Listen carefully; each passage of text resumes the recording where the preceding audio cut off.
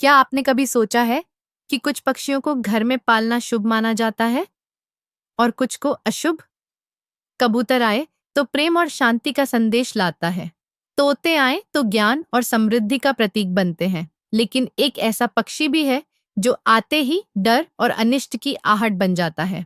हम बात कर रहे हैं कौए की, जिसे पालना तो दूर, छूना तक अशुभ माना गया है। भारत जैसे धार्मिक देश में कौआ हमेशा से एक रहस्यमयी पक्षी माना गया है।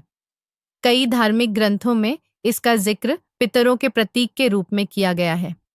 हिंदू धर्म में मान्यता है कि श्राद्ध के दिनों में जब कौआ भोजन स्वीकार करता है तो समझा जाता है कि हमारे पूर्वजों ने वह अन्न ग्रहण कर लिया है। तो फिर ऐसा पक्षी जो पितरों से जुड़ा हो, उसे पालना क्यों मना है? दरअसल कौए को पालना इसीलिए मना है क्योंकि इसे पितृलोक से जुड़ा दूत माना गया है।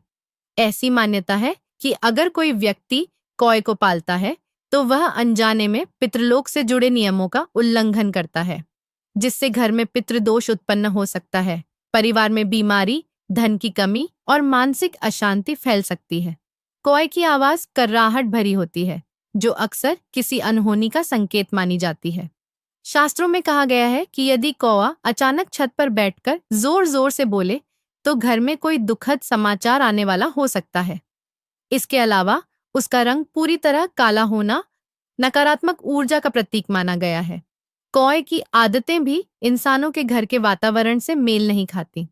वह चोरी करने वाला, तेज आवाज करने वाला और गंदगी फैलाने वाला पक्षी माना जाता है। अगर उसे पाला जाए तो वह घर की शुद्धता, शांति और सकारात्मक ऊर्जा को नष्ट कर सकता है। यह जानकर आपको हैरानी होगी कि तंत्र विद्या और काले जादू में भी कौए का प्रयोग होता है। कई तांत्रिकों का मानना है कि कौए के माध्यम से किसी को मानसिक कष्ट, भ्रम या बीमारी तक दी जा सकती है। इसलिए उसे घर में रखना न सिर्फ अशुभ बल्कि आत्मिक रूप से भी घातक हो सकता है। रामायण में भी एक कथा मिलती है। जयंत नामक देवता ने कौए का रूप लेकर माता सीता की आंख पर चोंच मारी थी। भगवान राम ने उसे सजा दी और तब से कौए को शापित और अपवित्र प्राणी माना जाने लगा। ग्रामीण इलाकों में आज भी जब कोई कौआ बार बार घर की मुंडेर पे बैठता है तो लोग कहते हैं कोई आने वाला है या कुछ अनहोनी होने वाली है।